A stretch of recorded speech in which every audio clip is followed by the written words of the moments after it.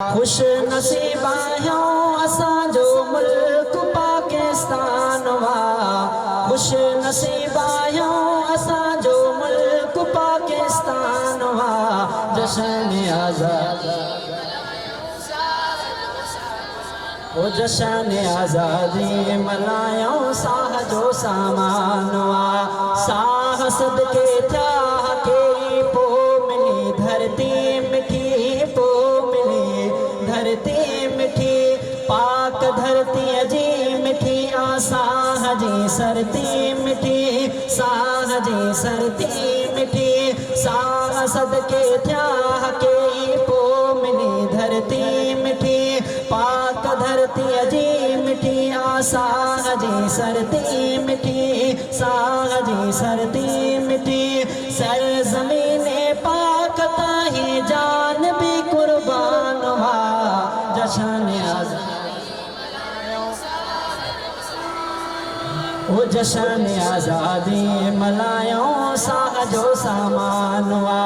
खुश नसीब आहियो असांजो मुल्क पाकिस्तान वा। खुश नसीब आहियो असांजो मुल्क पाकिस्तान वा। जश्न आज़ादी मल्हायूं साह जो सामान वा। जश्न आज़ादी मल्हायूं साह जो सामान वा। दीन इस्लाम जी दौलत संभाला मालवा ऐं बनियूं सरसब्ज़ आहिनि। देश ही खुशहाल वा, देश ही खुशहाल वा। दीन इस्लाम जी दौलत संभाला मालवा ऐं बनियूं सरसब्ज़ आहिनि। देश ही खुशहाल वा, देश ही खुशहाल वा। हुकूं पचंदियूं थियूं रहनि ही मुल्क पांजो शान वा। हुकूं पचंदियूं थियूं रहनि मुल्क पांजो शान वा। जश्न आज़ादी मल्हायूं साह जो सामान वा। जश्न आज़ादी वो जश्न आज़ादी मल्हायूं साह जो सामान वा। खुश नसीब आहियो असांजो मुल्क पाकिस्तान वा। जश्न आज़ादी मल्हायूं साह जो सामान वा। सारी दुनिया में निरालो नाम यारो आवतन। शान वारो मान वारो भाग वारो आवतन, भाग वारो आवतन। सारी दुनिया में निरालो नाम यारो आवतन। शान वारो मान वारो भाग वारो आवतन, भाग वारो आवतन। थियो फतह करने जे नाले हिन लदो ही मान वा। थियो फतह करने जे नाले हिन लदो ही मान वा। जश्न आज़ादी मल्हायूं साह जो सामान वा।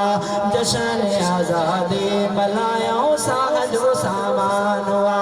खुश नसीब आहियो असांजो मुल्क पाकिस्तान वा। जश्न आज़ादी मल्हायूं साह जो सामान वा। जश्न आज़ादी मल्हायूं साह जो सामान वा।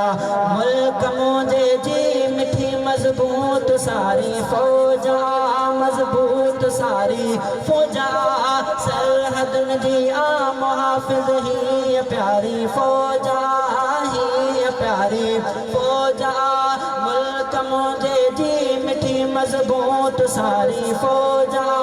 सरहदन जी मुहाफ़िज़ ही प्यारी फ़ौजा, ही प्यारी फ़ौजा। फ़ौज पंहिंजे सां कटे हर कोड़ो ऐं हर जवान वा। फ़ौज पंहिंजे सां कटे हर कोड़ो ऐं हर जान वा। जश्न आज़ादी मल्हायूं साह जो सामान वा। जश्न आज़ादी मल्हायूं साह जो सामान वा। खुश नसीब आहियो असांजो मुल्क पाकिस्तान वा। जश्न आज़ादी मल्हायूं साह जो सामान वा।